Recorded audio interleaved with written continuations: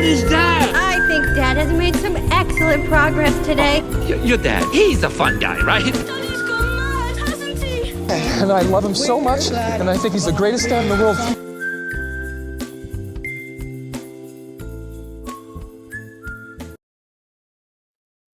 Welcome back to the Working on the Dad Pod.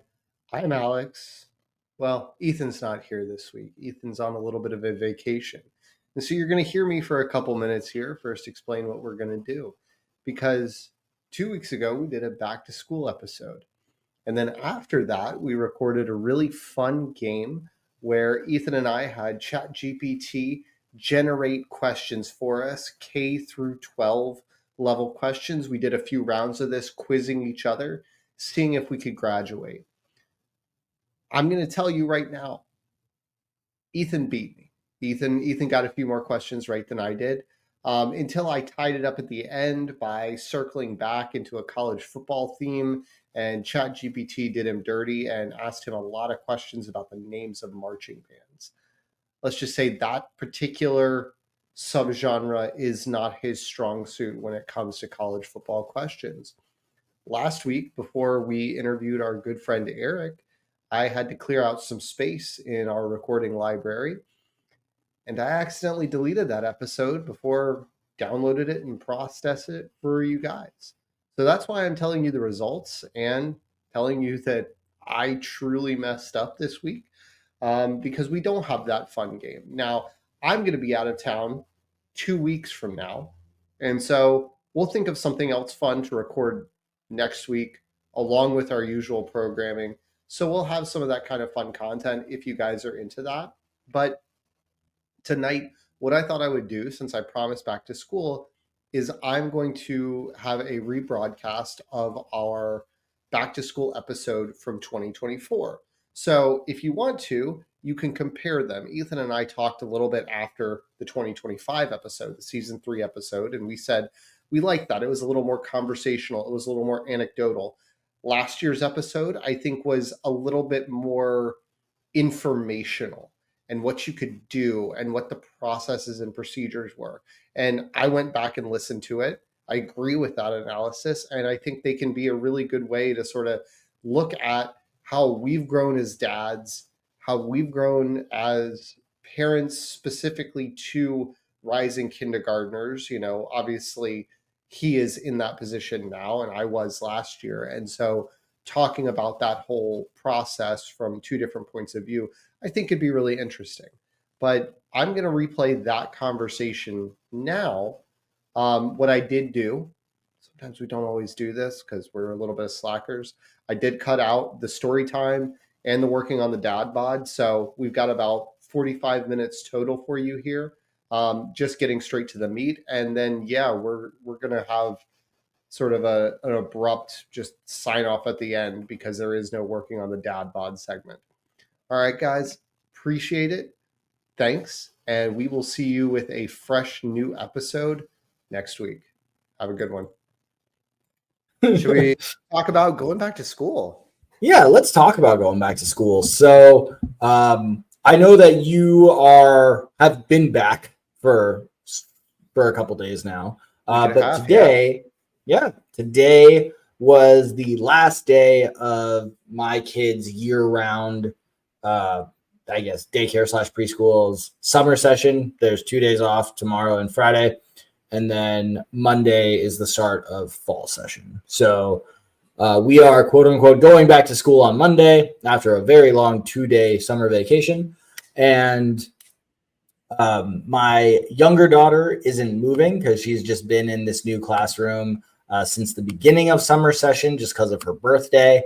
And then my older daughter is actually moving from the Tigers, which is the considered, it's not called preschool, but it's just kind of like, it's not preschool.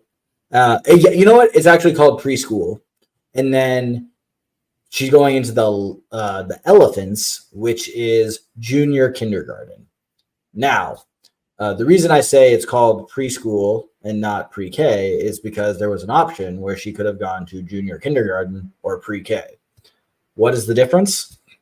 Because of my daughter's birthday, which is in November, she cannot start kindergarten next week in Montgomery County, Maryland.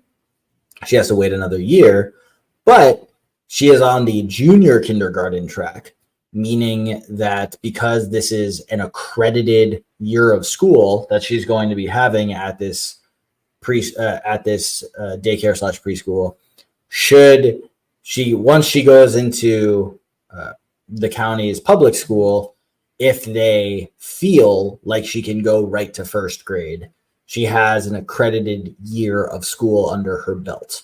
That said, so essentially our last year of paying out of the caboose for preschool is technically accredited private kindergarten. They just can't technically call it that.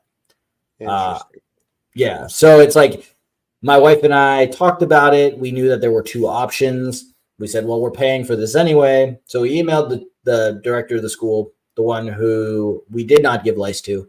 And I said, hey, we heard that there's two tracks. One's accredited, one's not accredited, non-accredited. If we have any say as parents, we would love for her to have the accredited option, assuming she meets all the academic and social milestones you guys have put in place. And they said she definitely has, happy to take that into consideration. And we got the spot. So I'm excited about that. So that is what we are starting on Monday. Nice. Yeah, we don't have any mechanism. There is no mechanism for skipping kindergarten in the state of Florida. Maybe through a private school, like going into a private elementary school, there might be, but generally not. It's pretty strict on birthday, and then you can get into skipping once they actually get into school, which is funny to me. The reason it's funny is because what we just left was state-sponsored voluntary pre-K with a state-mandated curriculum. Now, granted, because it is state-sponsored, it's only 3 hours a day that they are in the VPK curriculum. What that also does is not make us pay through the caboose, because we don't have to pay for those 3 hours, because every child in the state of Florida can get that for free in their year 4 or their 4-year-old year before kindergarten. My son's not going into that. My son, it's similar to your school. We have like a week and a half off between the summer and the school year, and it kind of sucks. And like none of the camps are open, and it's blah. But he's just kind of cruising, because the way they do it at our preschool daycare, his camp counselors were his teachers for this upcoming year. So he made the transition back in June to being in an older classroom and all that stuff. So it was not a big deal. And again, he technically is not yet 2.5, will be in about a week. So not super concerned about where he's falling in the educational spectrum. He also, unlike any of our daughters, does not have one of those earlier birthdays that may make you consider stuff. He was born at the end of February, so he's kind of right smack in the middle of his forecasted grade group. But my daughter has started kindergarten and has moved from, and this is what's been a really big transition, of just sort of this small, fairly close-knit daycare where we knew a lot of the parents and familiar faces and all that stuff, to there are 4 kindergarten classes and like 4 first grade classes, and each one of those classes has like 12 or 15 kids in it. And you're just like, okay, it's a lot bigger. There's a lot more going on all the way through 5th grade. And I'll get into, some of the specifics about what's interesting in kindergarten, I think, a little bit later, but that's just sort of like where we're at. And I think, for me, my daughter going through this process of going to kindergarten just sort of reminded me of what it was like in elementary school, right? And some of the memories that I have, like, she has gotten really geeked up about the cafeteria. That's the highlight that she was most looking forward to. That's the thing that she most talks about when she gets home. Like, I've gotten some rudimentary like baseline testing that her teacher has done on like mathematics and reading, and she's absolutely crushing it. But she just wants to talk about the corn dog nuggets. And so I'm like, Who doesn't? Hey, listen, honestly, you got corn dog nuggets and chocolate milk, and honestly, I'm a little jealous because I had to eat leftovers of the dinner that I told you was really, really delicious last night, but like it's definitely not corn dog nuggets. So it's been an interesting transition for us, but it's made me think about just like what it was like when I was a kid, where we're reading the menu of different things that she gets, and like, man, they didn't have this when I was at school. And for the first week, the kindergarten teachers especially wanted all their kids to show up 30 minutes early for breakfast. And they all go through the breakfast process. I think I mentioned this previously, but my daughter goes to a Title I school, which is a federal program that basically says there's a lot of people who are of lower income that go to this school. And so extra federal money goes to this school. We wouldn't fall in that category. It's just happened to be where we live near, but there's a lot of things that go into that. And part of that as a Title I school is that every student at the school gets free breakfast and lunch without having to apply for it. They don't qualify it based on income. They just say there's such a need here that carte blanche, every kid gets both of those meals, which I think is really awesome for the kids that need it, but also for us, I'm like, it's just kind of awesome because some of her friends just go and do that. Like, even if it costs money, it's not that expensive. It's like $1.80 per meal. And I'm like, that's probably what I pay for your breakfast, and definitely more than I pay to pack your lunches. So like, yeah, let's do that. And then that's been kind of really awesome. But looking at these menu, I'm like, I remember thinking rectangular pizza was like the highlight of my week. And then everything else, I was just kind of guessing what this was. And you're over here getting like Fruity Pebble pancakes and fruit cups, and you're getting brunch for lunch some days, and like menu options and strawberry milk. I was like, yo, we had skim, whole, or chocolate. You got strawberry? And she's like, yeah, we had strawberry milk. And I'm like, okay, I'm a little jealous. And unfortunately, that's cool. So is little brother, because we walk to school, she and I, to get her to breakfast on time. And he just sits there eating the same old oatmeal as yesterday going, I want to go. I want to go. I want to go eat the Fruit Loops. Yeah, wow. God, so, kids in 2024 have it so easy. She got a sausage biscuit one day. Woo! My goodness. I'm serious. It's out there. I'm like, for free? Okay. So I'm going to be honest and say I actually don't remember my cafeteria experience. I went to public school for kindergarten, first and second grade, and ended up switching to private school in third grade, mainly because back in the early 90s, Los Angeles Unified School District was not the best. So the fact that my parents hadn't had the means and opportunity to send my brother and I to private school, they took that opportunity. But, you know, I've got like a very, very vague memory of cafeteria pizza, but just that it happened. I don't remember anything else about it other than this was actually probably pretty traumatizing, but there was this kid in my second grade class who had really bad gas one day, and we had a substitute, and she let us make gas masks, which probably really scarred him for life. That was really mean. And you know what? Charles, I'm not going to say your last name, but Charles, I'm sorry. I'm sorry I participated in that. And this memory was triggered just now. So I'm sorry. I'm sorry, Charles. I just want to say that. Yeah. Well, I think I have more vivid memories because I took the almost inverse of you, where I went to private school for kindergarten and first grade. And then my parents found out that, well, one, the private school I went to was not as robust as the one that I know you went to, that like LeBron James literally sent his kids to. We didn't have that going on.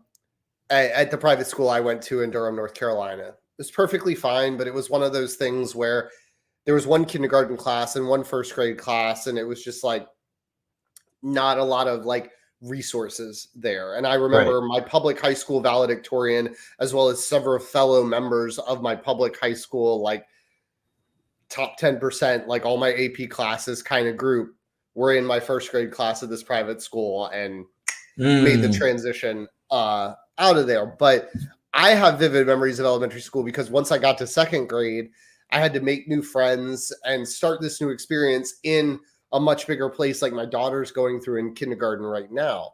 And I think it's really interesting because my wife had the same thing. She didn't go from private school to public school, but where we are, this school district is the school district that she grew up in starting in, I believe, second or third grade, because she moved down here to Florida at that time. And so I find that really interesting that between the three of us, I don't know what your wife's situation was, but we all sort of went through some major transitions there. But I distinctly remember the cafeteria food because through middle school, I wanted to get the cafeteria food because it was just easier than remembering my lunch or having something go bad. And then for some reason in high school, I changed my mind and decided that I wanted just to eat like ham and cheese sandwiches every day. But anyway, we are... Yeah, I will say off the trade track. But last thing, I will say, because of when my wife did move due to her parents' divorce, it lined up where her older brother got to start ninth grade with everybody, her older sister got to start middle school, sixth grade with everybody, and my wife had to, as the young one, just had to start elementary school in the middle and didn't get the same lineup as her brother and sister. So, yeah, there we go. Yeah. Well, there you go. But I think circling back to our kids now.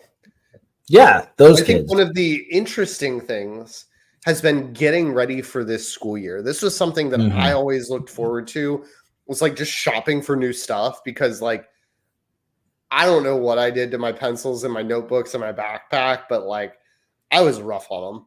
I was rough on everything. And so like hitting up Staples or Walmart or Target or wherever we were back to school shopping that year, that was like paradise to me. I was like, you mean I have a brand new spiral bound notebook that's not going to like poke me 10 times because half of it's sticking out towards California? There was nothing nicer than a crisp new 3-ring binder with the perfectly aligned clips. You know, I'm talking the big stuff. I'm talking like the 2.5-inch rings where you can get your whole school day, all 8 classes in the same one. I'm talking how nice that was. You muted yourself. I'm sorry. I had to cough there, but that would be nice, except for when I was like in middle school and high school, I had like every class was like, you need this specific binder for this class, and you need this specific notebook, and you need these supplies. And like we had these things called teams in middle school where you could sort of, like all like you had a science teacher, a social studies teacher, a math teacher, and an English teacher all on the same team. And so you'd rotate your schedule among those 4 and then some electives. But I'm like, did y'all not coordinate? Because like you want a 3-ring binder, you want a 5-ring binder, you want a 7-ring binder, you want a spiral bound notebook, and I cannot mix them using device. Anyway, I could go on some rants about the disorganization, but one of the really cool things about school supplies this year for my daughter, and I hope it will stay in place for my son, not because we need it, but because I think it's a net good thing, is this year our school district, and I couldn't find this a lot, like the free breakfast and lunch, that's obviously a part of Title I. It's a federal program. But locally, our school board decided that this year they were going to just pay for all of the kids' school supplies. Elementary through high school, every public school kid in the district, you don't have to go back to school shopping. There might be some special things like backpacks or the graphing calculators that you would need for like maybe late middle school, high school math. But anything outside of that or like lab equipment, so again, really specialty stuff like the notebooks, the pencils, the blah, blah, blah, that gets handed to you when you walk in the classroom first day. And I love that. Again, when it's one of those things that you just make everything more accessible for everybody, I think it just makes it a lot easier for everybody to learn. And so taking away some of those barriers of like, hey, did I get breakfast today? Does my mom have money for lunch? Was I able to get the exact 3 different styles of notebooks I needed for my class, right? Like the teacher can take care of it, says, I want X, Y, and Z, and I need 15 of them or 20 of them or whatever my number is. And so I thought that was pretty cool. But my wife was very sad about not getting to do the back to school shopping this year. How do you guys feel about back to school shopping? Do you have to do much of it with the junior kindergarten? Nah. So we do not have to do it for junior kindergarten. That is not something that we have to do particularly this year. That will obviously be part of next year's agenda. I don't believe that we're getting all of our school supplies covered. I know that as a substitute teacher for the district, I know that the school supplies Chromebooks for everybody. You don't really get to take them home, but a lot of the lessons are done via Chromebook. Everybody gets their own login, and it's a good way to electronically track how everybody's doing. You might be able to take some home. I don't know. As a substitute, I don't regularly see the kids take them home, but we'll see. What I do know is I've been trying to scout some of the schools in the district, as a future parent of students. But so this junior kindergarten, the junior part is you don't have to go school supply shopping.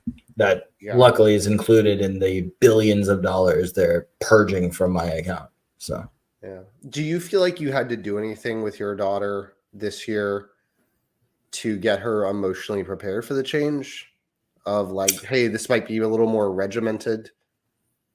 So here's what's interesting. And maybe you're about to have these convos because we just ended today. So the junior kindergarten teacher, we've known her for a while. She has a daughter who overlapped my younger daughter's class for about 3 months. So we actually got to know her parent to parent, despite the fact that she was a faculty member. So we had that pre-existing relationship. So we're really happy that our older daughter is going to have her.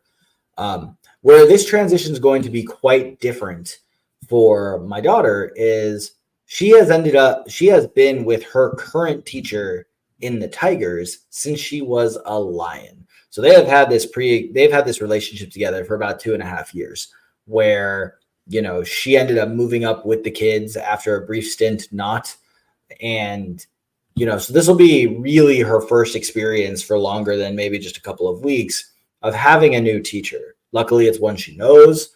Luckily, there is a lot of commingling, but she will have different classes. So I mentioned that with my daughter's birthday, and this was a couple times in season 1, but she is in what they call the swing class. It's for all the kids who missed the cut. And so they're kind of on the calendar year, the B squad for birth year, the birth year squad. So they are on essentially calendar year versus academic year. But because of the 2 tracks of junior kindergarten and preschool, now they're finally getting split up. And so she's not going to be with all the same kids. There's going to be a lot of the same kids, some new kids, maybe for the ones who were in the academic year, whose parents are just kind of like, I'm afraid of change. So let's just pay for another year, which I'm like, you're effing crazy. But they're doing it. And then there's some other kids who are new enrollees. So it's going to be a new group. Interesting. To kind of jump ahead into one thing I'm really excited to leave behind is the bully for the last 2 years is in the pre-K track and not the junior kindergarten There track. You go. So I no longer have to deal with that. These reports of the same kid pushing her, hitting her in her personal space. In my personal space, when I'm trying to say goodbye to her in the mornings, I don't like talking bad about a little boy, but I'm really happy to not have to interact with you anymore. Sure. I get that. And I think when my daughter was going into VPK, we had to emotionally prepare her because we got information from her teacher who we knew because they rotate who's on door duty, one door in, one door out. And we knew her, but we also knew that she was like a 20 plus year veteran of doing this. Like, she knows what she's doing, and she's not going to, like,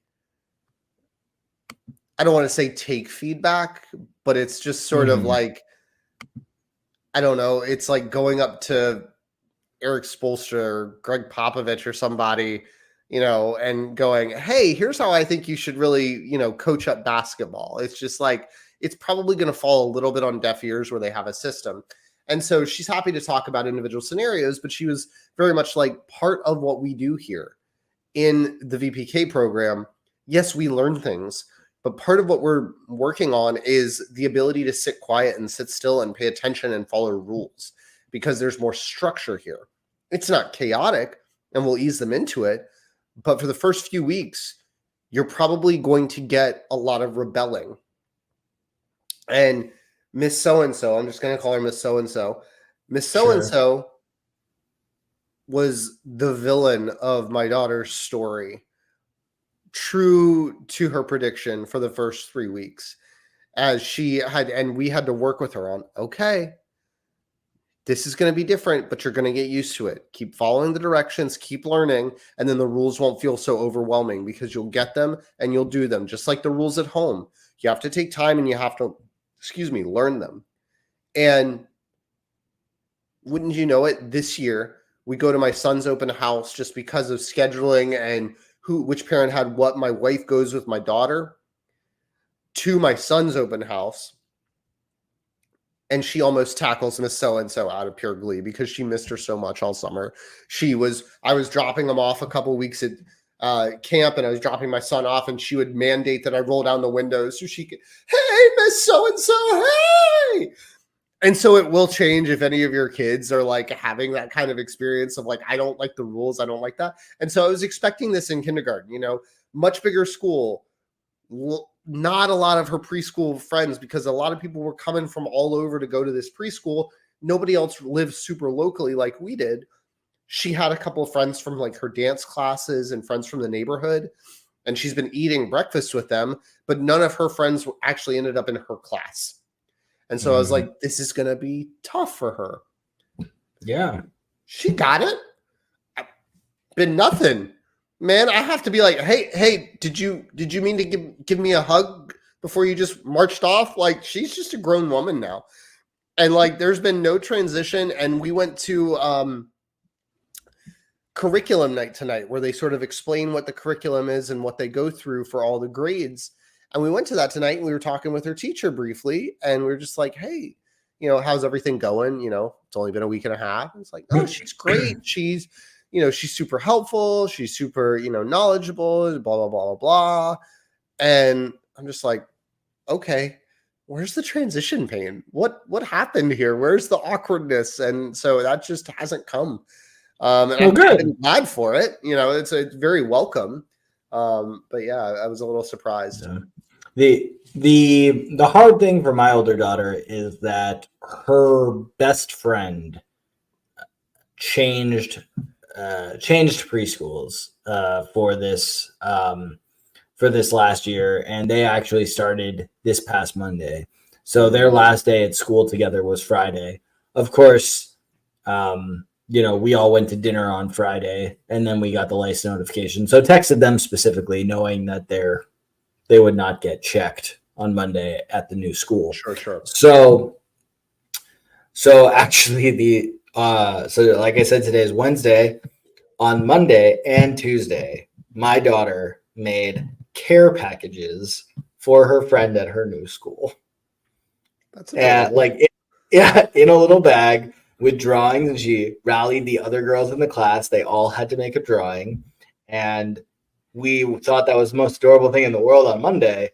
And then on Tuesday, she's like, I made another care package for a friend. And we said, that's really sweet, but 2 isn't that a little bit of overkill? Like, aren't you coming on a little strong? Like, you don't want her to know you miss her that much, you know what I mean? Yeah. Anyway, that other kid is going to be so geeked when she gets that, though. I That's know, gonna mean so excited. much. Yeah, that's awesome. Luckily, they'll still be doing soccer together, so that'll be a nice. And of course, we'll do play dates. The dad, we're friends with the parents. It's not going to be the end of the world, but it was so sweet to just be like, I hope she's okay at her new school. I made care packages. Yeah. What? Oh, you're so sweet. Yeah. And I will say, like, making the transition has not been without its difficulties, but it hasn't been on my daughter's side, right? Like, some of it is natural growing pains. Like, the biggest thing that is the jump from preschool in this very like contained environment to school is my daughter has just constantly, like, she's left something every day. She forgets something. There is so much more personal responsibility in kindergarten, and it's not crazy. It's still kindergarten, but it's just like everybody doesn't know all the things you have. Everybody doesn't know what all your stuff is. Your teacher is not greeting you at the door, taking you back to the classroom, and then at the end of the day, reversing that process to get you from your parents' hand to where you need to go. And so my daughter left her water bottle 2 days ago. So we had a backup water bottle. And then she left that yesterday without bringing the other one home. And I was just kind of like, we're out of water bottles. We got your brother's backup. But he's going to riot if you take it. Because, so you better bring home your water bottle today. And then she somehow, like, dropped her ID badge. They have an ID badge, a photo ID that they have to wear around their neck. I think it's a security thing every single day. And she brings it home yesterday, was day one of her having it. And she got to school today and didn't have it. And I'm like, how did you lose it? How did you, not at school, between school, and somehow it had dropped off the bench where we keep things and was like laying on our carpet after being attached to a lanyard. I was like, I don't even understand it, but it's just every day of losing something. She did get water bottle number 2 back, but we still don't know where her primary, like, good stainless steel water bottle is. She's using the promo plastic water bottle from the dentist. I like it for now. Yeah. Killing it. That's great. Yeah. That's very funny.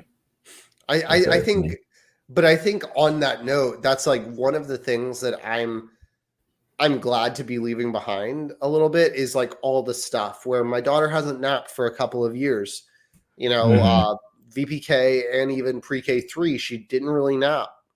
But we had to pack nap stuff because she would have to sit there and do quiet time. And she'd fuss at us about having to do it. And it'd always be a source of contention with her teachers because she'd be awake. And it's really hard for a kid to be awake and not make noise. But the teachers are going to be like, be quiet because other kids are sleeping. And they can't like reward her by moving her out of the classroom because they don't have enough resources or they don't want to convince other kids that need to nap that there's some incentive to not napping. And so that's been kind of nice to not having to pack nap stuff. But that's also been paired with, we have to pack her stuff, but then we have to pack things she might need for after school because she goes from her school to the Y on a bus and then does after school at the Y and things she needs for after school 3 days a week. They go swimming in the pool. And so I'm like, we got to pack a towel and swimsuit and like all that kind of stuff, which is pretty cool. Except we realized this week that like the days they're going swimming are Monday, Thursday, and Friday. And she has dance class and has to be picked up early on Monday.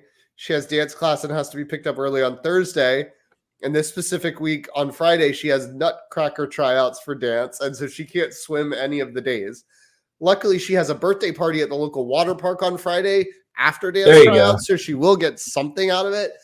But she's not going to get nearly as much swimming. So she's getting some FOMO from there. But I'm just like, glad to be done with like the nap stuff and having someone message me that like, hey, you forgot their sheets or their blanket or whatever. And I'm like, well, crap.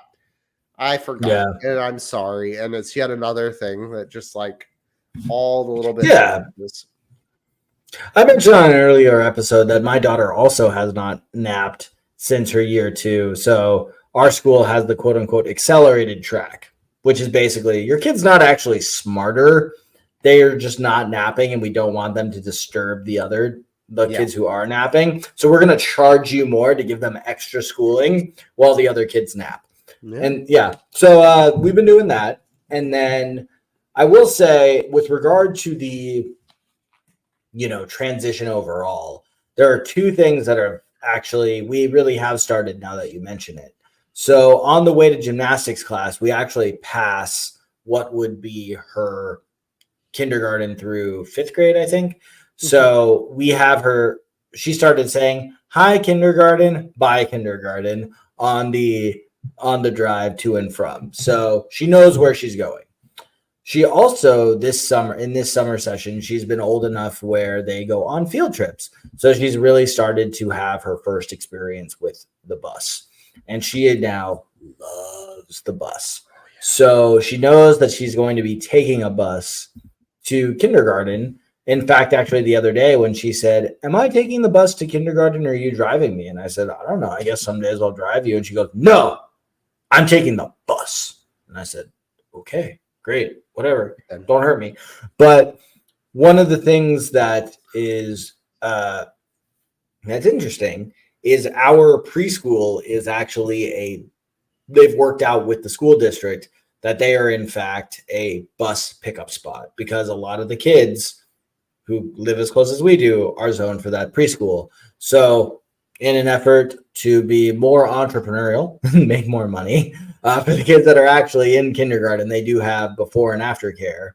So, should, I get my crud together in the mornings and get my kids there on time, better than I have been, what I'm able to do is it still can be one drop off for me for the time being, which is kind of cool.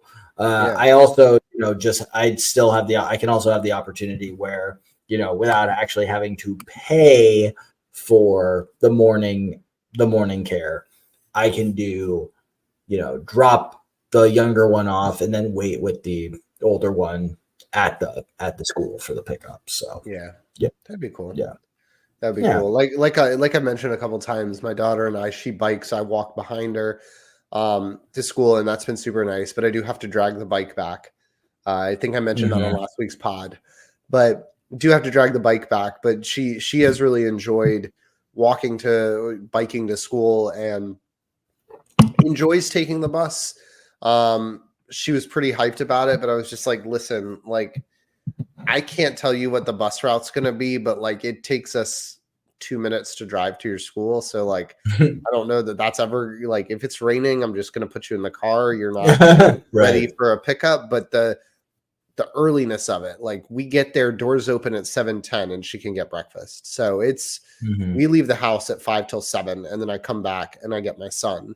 And they have aftercare there, but we chose the Y because it's like $10 more per week. And it's not that there's anything wrong with her elementary school. It's just sort of like, there's about a 50-50 shot that my wife is going to finish up her work around 4 o'clock and go do a workout at the Y. And then it becomes insanely easy for her to pick her up / while it's still not a huge difference, my son's daycare is on the same road as the Y versus a turn away to get to the elementary school. So it is kind of easy to do both the pickups if we ever need to. But it is nice that, it's nice that I'm not going to miss the having to pay, even with aftercare. It's like, we definitely don't pay as much for my daughter to be in kindergarten as we did for her to be in VPK, let alone what we pay for my son. Yeah. You and I have talked offline a lot about finances and stuff. And I will say, as painful as this final year of 2 kids in preschool is going to be, I do feel like it'll just be such a huge weight off my shoulders to cut that in half starting next year, even with the miscellaneous expenses that may accrue. I mean, even if you cut it by 30-40%, it's going to make a difference. So, yes, it definitely is going to. so Yeah. All righty. So I know. Go ahead. Go ahead. No. I was just going to ask if there was anything you want to talk about, sort of what's next or, for our kids. I think, my hope for my daughter and eventually my son is just that, they learn a lot and they grow as people and they have, hearing from the principal and the assistant principal and her teachers. And I'm just like, there's a good support system here. I feel pretty good with where things are. But I think for me, it's like the lack of control, right? It was very sort of nerve-wracking that like when we met the teacher, she just asked us, how's she getting home each day? And I'm like, oh, she's taking the bus to the Y. And they put a tag on her backpack. And I just have to trust that like for all the other years of her life, myself, my wife, or one of our moms has picked her up every single day. And like somebody that is in my favorites list and contacts has her. And like if something goes wrong, I know that. And there's just like a lack of control that like I leave her at school. And there's a messaging app, but it's definitely not as robust with, pictures and videos and all sorts of different messages. It's like, this is just the need to know stuff like, hey, we sent home a form, you need to fill it out kind of stuff. And then I got to trust that she gets to the Y. And I'll be honest, the Y was not fantastic about communication. They sent like a welcome to aftercare for the year email on Monday. This Monday, they started last Monday. Sure. And so I was very much like, I have to trust that, I went on their website and it was like, download the parent handbook for aftercare. And I clicked on it and it gave me a PDF for summer camp. And I was like, well, I did that already. I know what I need to bring for that. And I don't think it's the same thing I need to bring for this. So yeah, that's been kind of nerve-wracking, but it's all worked out. It's all worked out. Good. That's really the thing. So, you can clip this part and show it to me next year when I am in fact freaking out. But what I will say is, as somebody who does substitute in the system and having seen how the school district as a whole pretty much universally handles end of day and dismissal, where there's different buses by color, and they do it over the electronic whiteboard and all the kids' names in your class. You broadcast, and then when they say like, we're doing the blue bus right now, everybody whose name is blue, you can, as a substitute, it's really easy. I just rattle off the names, and the kids then leave. I assume they're going, they know where they're going. But what I will say is, I've seen the system. It seems to work. And I know that as a part-time employee of the school district, that all is well. Again, in a year, when I'm freaking out, you play this for me. Yeah. Because, I'm going to be like, we'll have that. But, it's just a lot of like, it's just a lot of blind trust. And I think, it's partly, especially in our situation, it's the handoff from one responsible party to another. And like I'm at the open house and like they have a table set up for Y aftercare. And I try to ask the guy some questions because I'm like, I haven't gotten a lot of communications from the Y here. And he's like, I'm the new sports director that started like 3 days ago. And so like they just asked me this morning if I could come do the table. And I'm like, so I probably know more than you. Okay, great. Thank you, man. When should we start enrolling them in youth sports? Let's talk about that conversation. Sure. But yeah. Sure. Thanks for working on the Dad Pod with us. Any resources that we mentioned during the show will be in the show notes. If you have questions, thoughts, or just want to talk with us, the best place is in the comments on YouTube. We're on YouTube, TikTok, Instagram, and Threads at Working on the Dad Pod, and on Twitter at Working on Dad Pod. Following and subscribing is always appreciated. Please rate and review us. That helps get the show to new people. And if you know a dad who would enjoy our show, sharing it with them is a huge help to them and us. Have a great week.